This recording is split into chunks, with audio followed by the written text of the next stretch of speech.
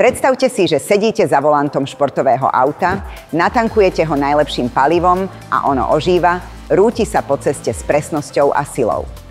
Ale aj tie najlepšie autá produkujú výfukové plyny, však rovnako ako tieto vozidlá, aj naše telá sú vysokovýkonné stroje, ktoré neustále pracujú a áno, produkujú odpad.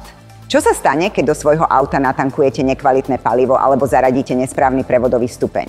Auto sa trápi, upcháva a nakoniec sa pokazí, že? Podobne reaguje aj naše telo, keď je vystavené spracovaným potravinám, znečistenému ovzdušiu, alkoholu, liekom a škodlivým toxínom z prostredia. Toto dôsledné preťaženie môže viesť k rôznym symptómom. Vrátane bolesti hlavy, únavy, priberania a mozgovej hmly a sekundárne k zahlteniu vrodenej schopnosti nášho tela detoxikovať sa. Toxíny, ktoré ovplyvňujú naše telo, sa vyskytujú v dvoch formách.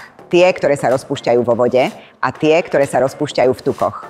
Preto systémy Coral Detox a Coral Detox Plus od Coral Clubu riešia toxíny oboch kategórií. Ak sa detoxikácia stane vašou prioritou, pocítite výhody, ako je vyššia energia a bystrejšia myseľ. Nezabúdajte, že život nie je o prežívaní, ale o rozkvete.